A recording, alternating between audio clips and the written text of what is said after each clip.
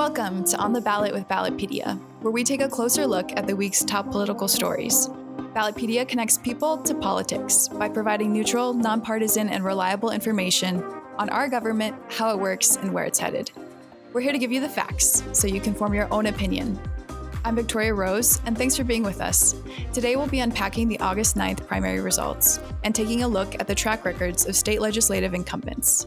Joining me now from South Dakota to break down the week's headlines is staff writer Doug Kreneisel. Hey Doug, how's it going? It is going well, Victoria. Thanks for having me. So were you up late this week covering election results? Yeah, I mean, it was nice being in the same time zone as the Wisconsin races. That's way easier than when we're waiting for polls to close in like Washington. And I can't even imagine what it's going to be like when Hawaii holds their primaries. Well, I heard when you're not inputting election results, you have a fun hobby of playing the accordion. Is this true? This is very true. I do play a mean accordion. Maybe we could have you record a new intro sometime. Yeah, definitely. I mean, I channel my inner Weird Al. Yeah. That's where it all came from. Got started young. Well, we'll jump right into it. We covered 4 primary elections this week in Minnesota, Vermont, Connecticut, and the battleground state of Wisconsin. So let's start in America's Dairyland. Can you give us the scoop on the Democratic primary for the U.S. Senate race there?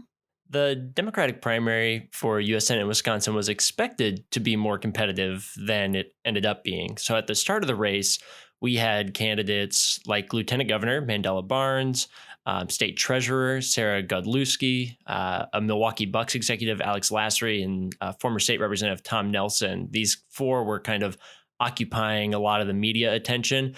But then within the last week of July, Nelson, Lasry, Godlewski all withdrew from the race unofficially. Their names still appeared on the ballot, but they dropped out and endorsed Barnes, who then ended up winning that primary nomination with around 77% of the vote. That definitely made it an easier race than anticipated for him. Who will Barnes compete against in November? Yeah, so Barnes is going to be facing incumbent Senator Ron Johnson, Republican, who's running for a 3rd term. And Johnson was first elected to the Senate in 2010 when he defeated Democratic incumbent Russ Feingold. And then there was a rematch between the two in 2016, which Johnson won again. So Democrats are hoping that Barnes can shake things up a little bit. Yeah, the race ratings we follow are divided on how this race will turn out in the general election. Cook Political Report has it as a toss-up. Inside Elections has it as a tilt Republican, and Sabato's Crystal Ball has it lean Republican. It is definitely one of the races that could decide who has the majority in the Senate next year. Turning our attention to state office, Democratic Governor Tony Evers is running for re-election this fall. Wisconsin Republicans held a primary this week to pick his challenger. Who was running in that race, and how did it play out? Again, a number of candidates were running, but 2 in particular got a lot of the media attention. So that'd be former Lieutenant Governor Rebecca Kleefisch was one of them. She was kind of an obvious choice to run for this position. She's held statewide office before. She's held elected office in the Republican Party in Wisconsin before. And she actually won or received a number of endorsements from GOP officials, both in Wisconsin and outside Wisconsin, including Vice President Mike Pence, former Governor Scott Walker, whom she served under when she was Lieutenant Governor. But this race was one that we've kind of seen in a few races around the country this year, where you've got a little bit of a divide between who's endorsing whom. So like I said, Vice President Mike Pence endorsed Kleefisch, but former President Trump actually endorsed Tim Michels, who is a construction executive, U.S. Army veteran. And Michels, like Trump, campaigned as a political outsider and promised to, quote, drain the Madison swamp in Wisconsin. And then Michels ended up defeating Kleefisch for the nomination by roughly 30,000 votes. It was pretty tight. That one, I definitely had to wait around for the race to get called. Kept me up a little bit later than the Senate primary. Yeah, those divided endorsements are an interesting story we're following. Now, over in Connecticut, we were watching the GOP primary for U.S. Senate that determined who will challenge incumbent Democratic Senator Richard Blumenthal, who was vying for a spot opposite Blumenthal. Here in Connecticut, we had 2 candidates who were kind of, again, occupying a lot of the media attention. You had Themis Klarides, who's an established figure in Republican circles, given her 20 plus years of experience in the state house. Then you had Republican National Committee member Leora Levy, who received an endorsement from former President Trump as well. And again, here, Trump's endorsement seems to have factored in as Levy emerged victorious, winning 50% of the vote compared to Clarity's 40%. But Levy's going to have work cut out for them a little bit. Richard Blumenthal, if we're looking at those race ratings, those forecasts that we were talking about in Wisconsin, this is a pretty safe Democratic seat. So it'll be something to look out for come November.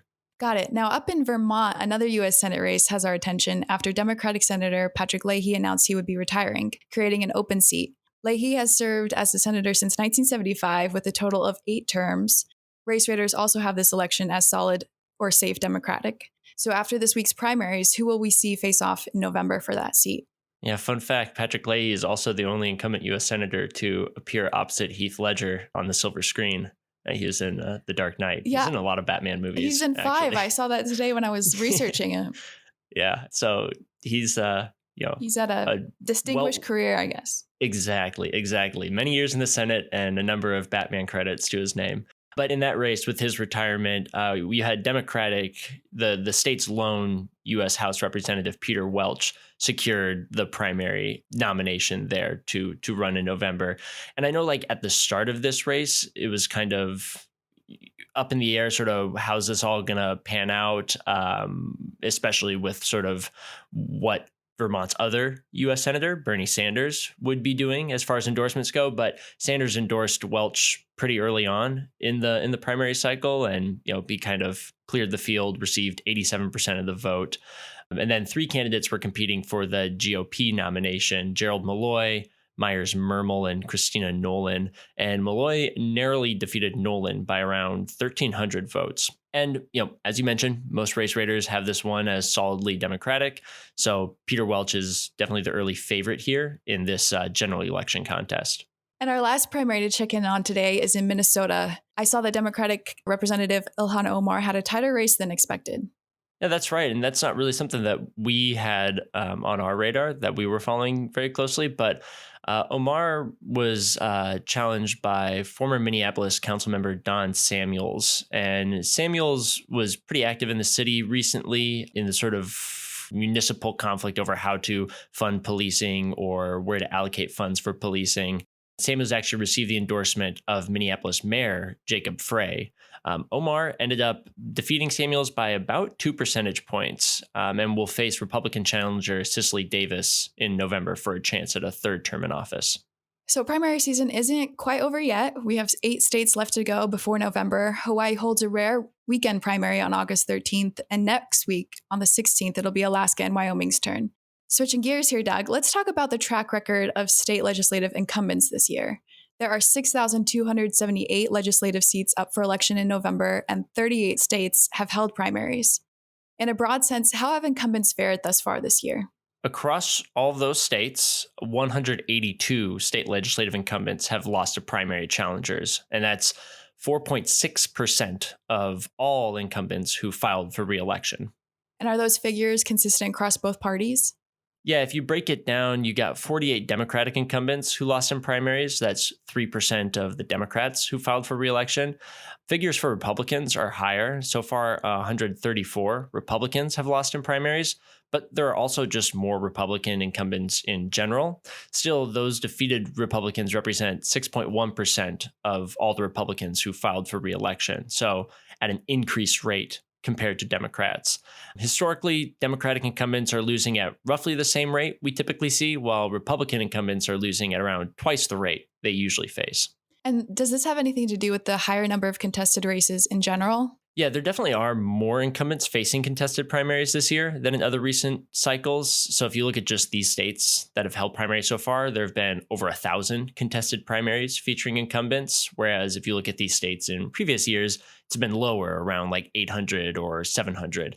But, that's why we want to look at percentages, because that kind of allows us to compare things across the board. So, a 5% loss rate compared to a 2 or 3% loss rate is pretty sizable, especially when you consider the thousands of state legislative races there are. Yeah, that's a pretty big difference in that context. What's our analysis say that reason might be? We tried to look at some of these races where incumbents lost to find unifying threads, but really these defeats have tended to be tied to issues within each respective state, the tensions and inter-party conflicts at the state level. But there was a really thorough article David Lee with the Associated Press published last week where he actually looked at some of our data and dug into that increased rate of incumbent defeats for Republicans in particular.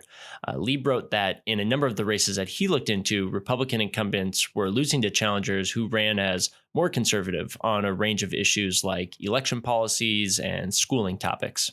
We've also talked in prior episodes about incumbent versus incumbents races this year as a result of redistricting. Do you think this has also played into the increase? Yeah, redistricting, the gift that keeps on giving, unless you are the incumbents who are losing in these primaries. But it's definitely played a role. After redistricting, you often see incumbents drawn into districts with other incumbents. So if both decide to run, they'll have to run against each other. And then this guarantees that at least one incumbent will lose. So far, we've seen 41 incumbents defeated in these incumbent versus incumbent primaries. That makes up a little over 1/5 of all of the defeats that we've seen so far. And if we exclude those defeats that were guaranteed because of redistricting, where would that leave us? The rate of incumbent defeats would definitely be lower and more comparable to previous cycles, but the rate and overall number would still be higher than what we usually see, just not quite as high as it is right now. Yeah, and that's a great point on historical comparisons. Compared to 2020, the total number of incumbents this year who lost to primary challengers is up 67%. Is this year's uptick an outlier or consistent with how we've seen state legislative incumbents perform in the past? We'll have to wait and see if this trend continues into the future with those few remaining states that haven't held primaries yet. But this has definitely been the toughest primary cycle for incumbents in recent history, for sure. So right now, we are at that 4.6% loss rate in 2022. The next closest was in 2018 with a 3.3% loss rate. 2020, 2016, 2014, the loss rate didn't even cross 3%. But it's worth noting that a 4.6% loss rate, that's higher than usual, but it still means that over 90% of incumbents are either winning their primaries or just advancing straight to the general because they didn't face a primary. So this isn't upheaving legislatures across the country, but it still represents a noticeable difference. Sure. So statewide, there are thousands of incumbents, and we have seen less than 200 lose in primaries. But is that the case on a state-by-state basis, or are there some states where these primary defeats really might shake things up? Oh, definitely. You see a state like Wisconsin, we haven't logged any primary defeats there. But then you look at a state like Idaho, that's when things get a little crazy because Idaho has had the highest rate of incumbent defeats. Roughly 1/4 of every incumbent who filed for re-election lost to primary challengers. That's up from a 5% loss rate in 2020. That's a really big chunk and a big change that will definitely shake up the legislature when it reconvenes next year. Yeah, wow, 25% loss rate is pretty sizable. But in a recent episode, we were talking about how competitive certain state legislative chambers will be this year. Idaho is a pretty solidly Republican state, and Republicans really aren't at risk of losing control of their majorities there. Have we seen any interesting primary outcomes in some of the more battleground states? The best example of that would be Arizona. Right now, Republicans hold a 1-seat majority in both the House and the Senate. That's the narrowest majority across every chamber holding elections this year.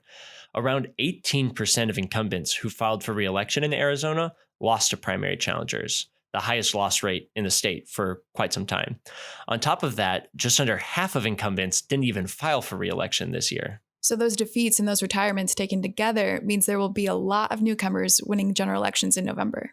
Exactly. And it means that a lot of the races come November won't see that incumbency advantage playing a role, which definitely adds a layer of competitiveness to what was already going to be some of the most competitive state legislative elections this year, especially when you consider the role Arizona has been playing on the national level recently when it comes to, U.S. Senate races, presidential elections, and things along those lines. That's all really fascinating. If our listeners are interested in learning more about this analysis, we've linked it in our show notes. Thanks for coming on and carrying the show today, Doug. Always a pleasure. Happy to be here.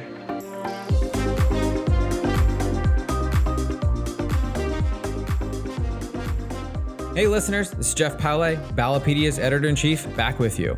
Here at Ballotpedia, our mission is to ensure that every citizen has access to information to make informed decisions about their vote in every election. If this is a dream you share, well, you're in luck. Ballotpedia is hiring and looking to add to our team of fast learners and creative problem solvers who are eager to work hard to make the world a better place. To learn more about our current openings, you can find them at ballotpedia.org/jobs or via the link in our show notes. Thanks, and hope to see you here at Ballotpedia.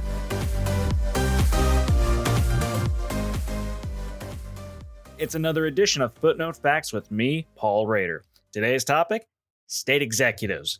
And to lead off, here's today's trivia question. How many states do not have term limits for any of their state executives? I'll give you the answer in a few minutes. So, state executives. These are the people charged with implementing and enforcing the laws made by state legislatures. Of course, the most well-known one is governor, and all 50 states have one.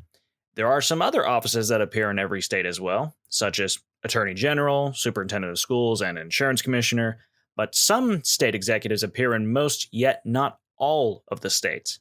Take lieutenant governors, for example, sort of the vice president of a state. 5 states don't even have one, and even for the 45 that do, they could be elected separately from governors, chosen by gubernatorial candidates before or after a primary, or in the case of Tennessee and West Virginia, the state Senate president becomes lieutenant governor, sort of being elected and appointed at the same time.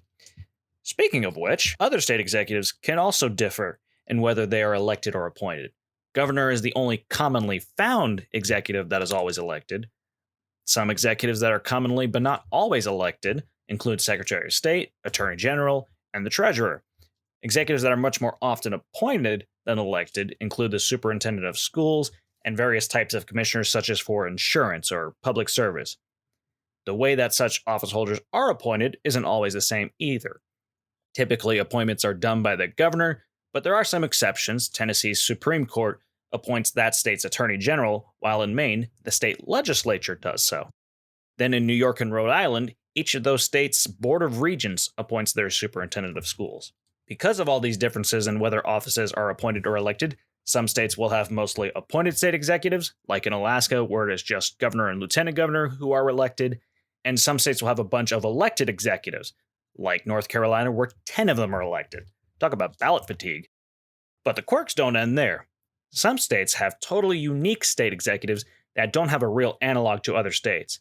In Florida, there is the Chief Financial Officer, which back in the early 2000s, the aughts, combined several previous offices like those of Treasurer and Comptroller/Controller that you see in a bunch of other states. California has the Board of Equalization, and among that office's duties is the administering of various taxes. One of 2 things that are certain in this world, you know. And then one more example, one that for some reason really intrigues me, is that Arizona has a state mine inspector. I love that fact for whatever reason. Now, I've been told that I can't keep talking forever, which is good because I don't want to hear me 24/7, let alone if anyone else does. So let's get back to that trivia question I quizzed you on earlier today. The pressure is on. How many states do not have term limits for any of their state executives? And if your answer is 14, you get a gold star because that is correct. A bunch of states have term limits on all of their state executives, while other states only have them on some executives. They could be consecutive limits, they could be cumulative lifetime limits, where you serve that amount and then you can't ever serve again in that office. But within states, the type of term limit doesn't differ. So, for example, if a state's governor is subject to a maximum of 2 consecutive terms, any other executives in that state that have term limits will also have 2 consecutive terms max. That's all for this episode's Footnote Facts. I'll have plenty more informative goodness next week, but now we send this back to our executive host, Victoria. Thanks, Paul, but I think you have to call the shots to be called an executive. So that title may be more appropriate for our editor-in-chief, Jeff Palais, and producers Cole McNeely and Frank Vesta. Shout out to you guys. Before we go, I wanted to highlight one of our newsletters for you, the Election Legislation Weekly Digest. Here are some of the noteworthy bills highlighted in the August 5th edition, all coming out of New Jersey. On July 28, 2022, Democratic Governor Phil Murphy signed into law 7 separate bills making modifications to New Jersey's election administration laws. New Jersey is a Democratic trifecta, meaning that Democrats control the governorship and majorities in both chambers of the state legislature. Some of the tweaks to the Garden State's election laws include permitting minors to serve as election workers, opening an online portal for voters to request mail-in ballots, and requiring local officials to report county deaths to better maintain voter lists. To read more about election-related legislation, go to ballotpedia.org and find the Email Updates tab, or use the link in our show notes to sign up for the Election Legislation Weekly Digest, or to check out our other newsletters. That's all for this week's episode of On the Ballot. Thanks again to Doug and Paul for coming on the show. Make sure you don't miss an episode by subscribing wherever you listen to podcasts. If you have any questions, comments, or love for BP, feel free to send it to us at ontheballot@ballotpedia.org or on Twitter @Ballotpedia. I'm Victoria Rose, and thanks for listening.